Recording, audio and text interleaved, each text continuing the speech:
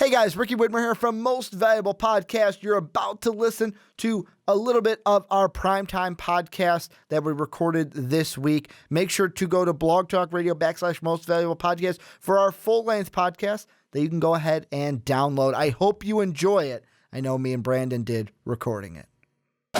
This podcast is brought to you by Most Valuable Podcasts, leading the league in podcasting entertainment. What's up, everybody? Ricky Widmer here, along with the one, the only, Brandon Swanson. Hey. And we are back. Welcome into the Primetime Podcast here on Most Valuable Podcast. And if you're new to the show, thank you for joining us. Hit that subscribe button down below. We got a jam-packed show, as I'm glad Brandon's here. I was a little worried because when I came into the studio today, one of our friends was here at the studio, and she's like, oh, you know what? Brandon wasn't feeling good. And I was like, whoa, wait. Brandon's sick? Brandon didn't tell me he was sick. I was all worried I wasn't going to get you tonight, big guy. No, I just had a bad stomach bug on Friday. It passed.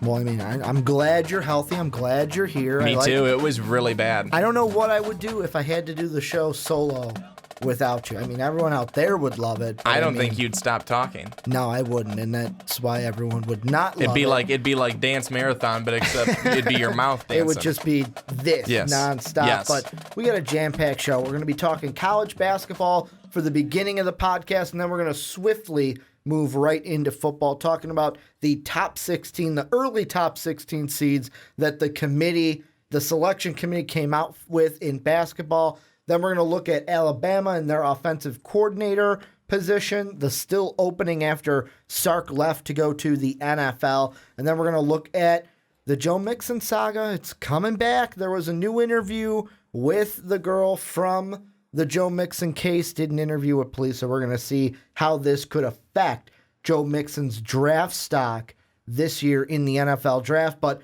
we're going to focus in on college basketball first, Brandon. And the top 16, the early top 16 is out for the selection committee. And if you guys want to see it, I'm going to put a link down below. I'm not just going to list them all off because that would take up too much time. But I'll list the top four. The top 4 1 seeds as we have it right now. At number 1, we got Villanova. At number 2, we got Kansas. Number 3 is Baylor. Number 4, Gonzaga. I don't know about you. My first takeaway from this was, why is Gonzaga at 4? That's got to be the question. Why is the only undefeated team still at 4? And that makes no sense to me. But I think that I guess maybe I can understand what they're trying to say is that some of these teams have better overall wins than Gonzaga, but still, when you're looking at number ones, I think that if nothing else, I think Gonzaga certainly has to be over Baylor and Kansas. I mean, certainly over Baylor and Kansas. I mean, a Baylor team that has been very up and down in some of its games. A Kansas team as well that has looked a little shaky. Villanova, for the most part, has looked pretty solid. But Gonzaga, I think that the case certainly can be made for them. We've made it on this show that they should be the number one seed. Well, and to me, it comes down to two things. If you want to make the case for a number 1 overall seed, you can either, in my mind, there are 2 choices you can make.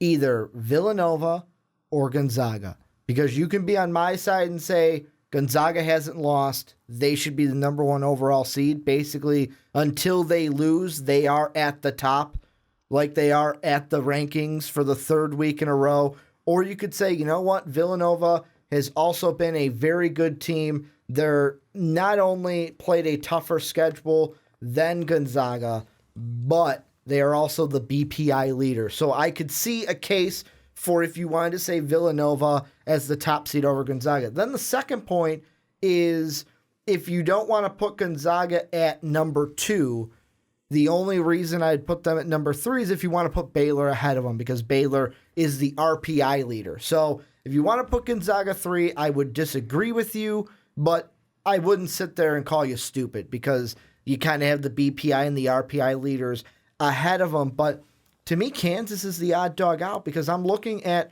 the RPI rank right now. Villanova's at the top at number 1. Gonzaga's at 4. Kansas is at 10.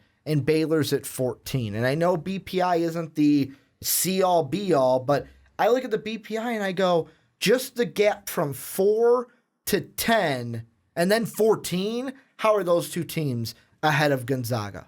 And see, I think that's also the thing, is that when you take BPI into effect, then too, it's going to show you some things. It's going to kind of show you the gaps. It's going to show you the gaps in between there, and I think that definitely it certainly is not the be all end all for sure. But that's why there's so many different factors. But I'm still very confused why Gonzaga is not your number one. You're 26-0.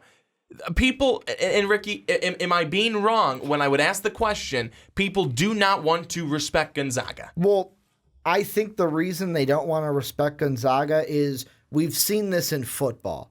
In football, it has been a while since we've seen, well, not really. We've seen it this year too. This year it was Western Michigan. Back in the day, it was Boise State. When we're talking BCS, it was those Boise State teams with Chris Peterson, and we're talking about, oh, they should get a shot to play for the BCS title. Nobody wanted to give them their due because of their strength of schedule, because of the teams that they are playing. And right now I'm going through the strength of schedule and where they ranked.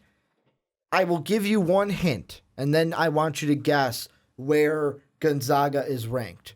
They are in the top 100. That's your hint. Where do you think they are? For strength of schedule? For strength of schedule this year, Gonzaga is in the top 100, and it's not good.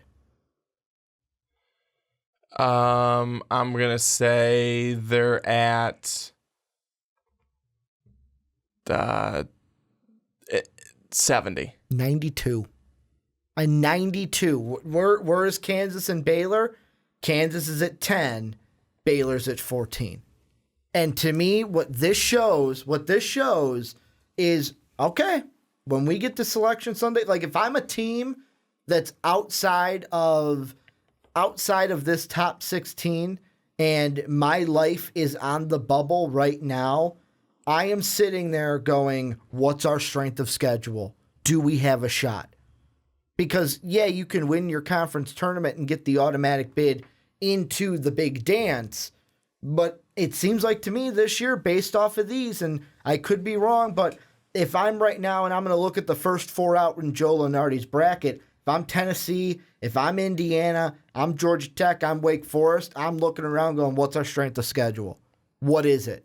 Because if we're on the outside looking in and it ain't good, we ain't going to get into the big dance. But what I really want to try and touch on here for Gonzaga is the fact that yes, their strength of schedule may not be great, but undefeated. They've won all their games. I mean, I don't know how you can right now at this point. They've beaten the teams they've needed to beat. They've beat the games. They've beat the teams in the games that you knew they were going to win. So they haven't been upset.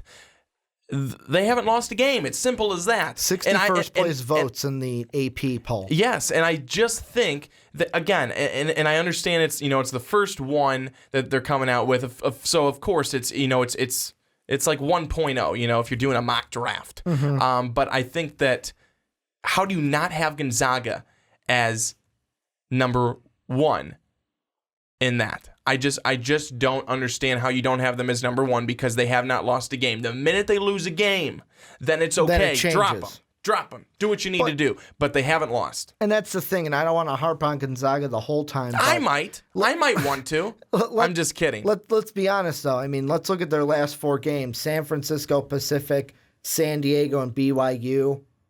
Are they going to lose a game? Probably not. They're probably going to go into the conference tournament undefeated. Will they go into the big dance undefeated? I don't know. They could play St. Mary's again, and St. Mary's third time is the charm. That is what they say. But, and I don't know who they are. They just say it. But with the last four, I don't see any of these teams upsetting Gonzaga. I mean, of course, you're sitting there at home going, well, Ricky, that's the point of an upset. You do not see it coming. But I don't see it. I don't see any of these teams having a formidable attack against Baylor into these last four games. I think they're picking up steam at the right moment. And to me, if I were going to put them at a seed, I'd put them at the number one overall seed in the tournament. That's just how I would be. That's where I would put them, at the number 1 overall seed in the March Madness. But the one thing I do want to kind of branch out to is anything in this top 16 now. Anything that you want to look at, what team on here do you think should be in here? What team do you look at and go, I don't know why they're there? I'll tell you 2 teams that should be in there. Okay. I think Purdue should be in there. I think that Wisconsin should be in there. Wisconsin, just a tough loss last night. Big upset. Northwestern knocks them off. And Wisconsin, number 7 at the time. But still, Wisconsin should be in there. I think both of those teams should be in there over Butler. Both of those teams, Purdue and Wisconsin, Butler's both of them should be over Butler. Butler right now in the AP Top 25, down in the 20s. Down in the 20s. They're at 24 right now. Of what I'm looking at on ESPN right now, they are at 24. And you have Wisconsin 11, Purdue at 16. And both of them are out. Neither one of them are in. And Butler is. I understand how someone could make the case for Florida State. Florida State edges out Purdue. I could see that. They have one more win, same amount of losses, one more win than Purdue does. But neither of those teams could get in, and Butler did. I don't see it. I'm going to go back to something. And you know what I'm going to go back to?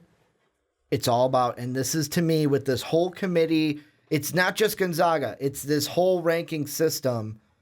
It's the committee's going to look at strength of schedule this year. Butler has the 6th toughest strength of schedule. And the other 2 teams that you mentioned in Wisconsin and Purdue, Wisconsin's not in the top 25. Purdue's not in the top 25 in strength of schedule. So to me, I'm looking at that and I'm going, okay. Again, like I said, if I'm on the bubble, what's our strength of schedule? Because that's either going to pop our bubble or make that bubble fortified and make it a cement bubble. I don't think that would be a bubble then. That'd be kind of a spear because a bubble can get popped. But that's what it looks at. And what's the word I'm looking for? I find it funny that you brought up Wisconsin because one of the things that Joe Lunardi put in his article that he had about this top 16, the 2 teams that he said he would pull out are Butler and Duke at 13 and 16, and one of the teams that he would put in is Wisconsin. That was one of the teams that he would put in, but I'll tell you what too is I think that when after you look at both of the teams that I mentioned, Purdue and Wisconsin, I think actually if you're going by schedule, Purdue has the better argument than Wisconsin does if you're going to go by their schedule. And it goes into this. I'm going to bring up, and I'm glad that you mentioned that because it brings up this question. Is the big thing hurting Purdue and Wisconsin the fact that they play in the Big Ten and the Big Ten isn't as strong this year? That's the biggest thing. The Big Ten is not as strong, and the Big East seems to be coming alive. Because I know one of the articles, if you looked on the ESPN front page, the title just said it was like committee's message to the Big Ten, get in shape, basically. And that's what it was. Like, that's it. It's like you have to, if you're in the Big Ten, it ain't going to be easy to, it's not going to be like, oh, you're in the Big Ten, you're going to be a 1 seed, you're going to earn it. And it was actually behind the bracket, what happened to the Big Ten was one of them. And then the other one, I'm trying to find it really quickly, was, committee to Big Ten, get to work, and other early revealing takeaways, that what they were talking about with the top 16. And to me, it comes down to, with the Big Ten, it's this year, it's kind of like, who's your best team in that? Kind of like Michigan State hasn't been what they usually are. Usually Ohio State is a stronger team than they are this year. Michigan's a stronger team. Maryland, I mean, we kind of heard a little bit from them, especially when they had that, strain of 3 close games, and SVP on his Sports Center talked about them, but really they haven't been what they were maybe last year or 2 years ago. And it's kind of been the big conference to me that has been like the Big Ten of last year is the Pac-12. And one team that I think I'm surprised they're not in it in one way, or actually no, scratch that. They are in it. They're at 15. 15. They're low, is UCLA. I thought they'd be a little higher. especially after beating Oregon. I know it was a freaking Steph Curry-like shot from Lonzo Ball after his brother scores 92 in a high school game, which, let's be honest, I mean, he was cherry picking, so it's not that big of a milestone. I know I could never do it, but he was cherry picking. But UCLA, I think they should be higher than 15. They're a team that, like, you've got them, you've got Arizona, who's at 9, you've got Oregon, who's 8 here. The Pac-12 is either has become or is becoming what we've mentioned with the Big Ten last year and maybe the years before. Arizona is the best team right now in the Pac-12 based on record. But they're behind Oregon. They're behind Oregon, and their record is better than the record of Louisville, Florida State, and North Carolina. And it's the same as that of, I believe it's the same as that of Baylor and Kansas with 3 losses. And actually, I think one more win. I think they're 23-3. Kansas, I believe, is 22-3. And then Villanova only has 2 losses. And Gonzaga, of course, is undefeated. And the one thing I'm looking at here, just for shits and giggles at this point, if we're looking strength of schedule, Oklahoma's at 1, Clemson's at 2, Virginia's actually at 3. So the 10th team in this ranking is at number 10. Louisville's at 5, Butler's at 6. I'm trying to look. Kansas is at 10. Baylor's at 14, and then to round out maybe the top 20, North Carolina at 17 and Florida at 20. Villanova's right there at 21. So, I mean, this is going to be interesting, and I'm glad they did this. I'm glad they gave us a glimpse into it, because if we even look further into it, I know we've been looking at the overall seeds, but basically, and March Madness tweeted this out Sunday morning, more like almost Sunday afternoon, because it was 10 minutes before noon, is they're like, oh, the full bracket preview, and they gave you each of the 16 teams in their respective brackets, where they would be based on where they are. And if all the top seeds, 1 through 4, go to the Sweet 16, if the Sweet 16 started today with these teams, this is what we would get. Villanova, UCLA, Kentucky, Louisville. That would be one region. The next one that would play them is Gonzaga, West Virginia, Virginia, Oregon, Kansas, Duke, Arizona, Florida State, Baylor, Butler, and then Florida, North Carolina. There are some good matchups there, but the thing with this is all of these 16 teams aren't going to make the Sweet 16. There's going to be one double-digit seeded team that makes a run and gets to the Sweet 16. There's going to be a 9 seed or an 8 seed that makes a run and gets to the Sweet 16, unless you think all 4 seeds are coming in. I don't, because Kansas and Baylor look weak. Well, weaker than Gonzaga and Villanova. Ricky, you can almost count on 4 to 6 of these teams to get upset, not being there. That actually might sound a little high, but 4 to 6 of these teams will not be here when it's Sweet 16. Duke, UCLA, Duke, West Virginia, UCLA, and either Baylor or Kansas. Those are the 4 that I would say. If out of these 16, if you said give me 4 that wouldn't make the Sweet 16 without even knowing who would be in their way, Duke. I mean, besides them winning it all, they're usually, to me, in the last few years, it kind of seems like they're a team that has some struggles early, especially, and this Duke team ain't making the Sweet 16. Then, I mean, Baylor, Kansas, one of those teams is going to get upset by a strong 8, a strong 9 kind of a team. Who knows? We could have our first 16th seed get a win over a 1. God, I would love that. Come on, Florida Gulf Coast, be good again. And then, I mean, I just look, West Virginia, another team that if they're on their game, they could run the table, but if not, they're not making it to the Sweet 16. And then the 4th team I threw out there, what was UCLA? Was that who I threw out there? I threw someone out there. You guys know who I think it was UCLA, only because it's going to be really reliant on Lonzo Ball, I think. Well, let me throw a couple out there then. So the 4 that I would have, and again, it could be more, it might be less, but most likely we're saying at least more. the 4. I'm just gonna say at least the 4. I'd say Baylor for sure. I don't think they're strong. Baylor over Kansas? Because that's the thing with me. I said Kansas or Baylor. Of the one to get, I would say Baylor. Okay. I would say Baylor over Kansas.